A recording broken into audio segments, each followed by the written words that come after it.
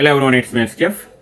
अजीज शेख जो कि सूरत गुजरात का है, इस पर आरोप है कि उसने 15 से 16 साल की जो लड़की कोचिंग क्लास से आ रही थी उसको हैरेस किया है और उस मुद्दे को इतना बड़े तौर पर उठाया गया है।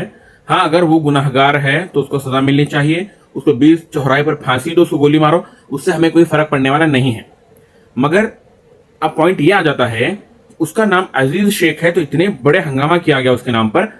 वहीं पर कोई हिंदू नाम होता तो क्या वो हंगामा होता?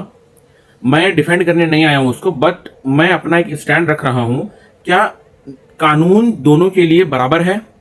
क्या मुसलमान होने की वजह से उस पर ज्यादा सख्तियां बरती जा रही हैं? उसको फांसी दो, उसको गोली मारो, उससे हमको कोई फर्क नहीं पड़ता।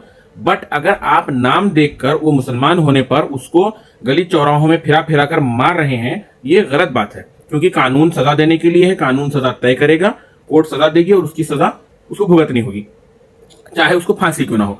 लेकिन क्या तुम ये नहीं जानते, क्या उसी धरती पर, उसी गुजरात में बिल्किस बानो का भी रेप हुआ था? क्या उसके भी कैदी अब जेल में मौजूद हैं? क्या उन्हें भी ऐसे ही मारा गया था? उनको तो फूल शाल के साथ बाहर लाया गया था। क्या तुम्हें नहीं मालूम कि राम रहीम भी एक रेपिस्ट है?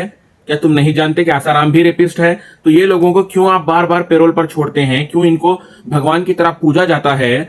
क्यों इन लोगों के लिए प्रोटोकॉल्स तुमने वीआईपी रखे हुए हैं? भाई, अगर उसने गुनाह जो किया है उसकी जो सजा है तो इनको भी सेम सजा मिलनी चाहिए ना। एक हिंदुस्तान में दो तरह की सजा कैसे बना सकते हो आप लोग?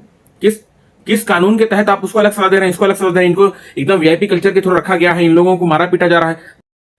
भाई, सजा देनी हो तो दोनों को दे दो, दोनों को मार दो, हमें उन दोनों से कुछ फर्क नहीं पड़ता। क्योंकि उन्होंने जो गुनाह किया है उसकी सजा हमारे इस्लाम के तहत होती है कि उसको मार मार के रजम कर दिया जाए, उसकी हत्या कर दी जाए खुलेआम, मारकर, पत्थर मार मार के। भाई, उन लोगों को जिंदा रहने का कोई अधिकार नहीं देता है कोई धर्म।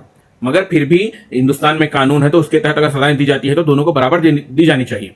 भाई, ब्रिजभूषण जो तुम्हारी पार्टी का एक एमपी है, उसके खिलाफ देश की महिलाओं ने, जिन महिलाओं ने गोल्ड मेडल जीत के लाया देश के लिए, उन लोगों ने उस पर आरोप लगाया। क्या उसका कुछ कर लिया तुम लोगों ने? भाई, प्रज्वल रेवन्ना जिसकी कैंपेनिंग तुम्हारे प्रधानमंत्री नरेंद्र मोदी ने की, क्या वो नहीं जानता था उसके क्या कारनामे हैं? भाई, सब ढके छुपे होते हैं, मालूम तो सबको होता है उन लोगों में, बस छुपाए रखना चाहते हैं। भाई, उन लोगों को तो बाहर करो। भाई, मैं उसको डिफेंड करने नहीं आया हूं, वो अजीज शेख हो, कोई भी हो, मैं उसको डिफेंड करने नहीं आया हूं। बस मैं अपना एक स्टैंड रखने आया हूं कि दोनों को सजा बराबर होनी चाहिए। एक देश में दो तरह के कानून नहीं चलने चाहिए।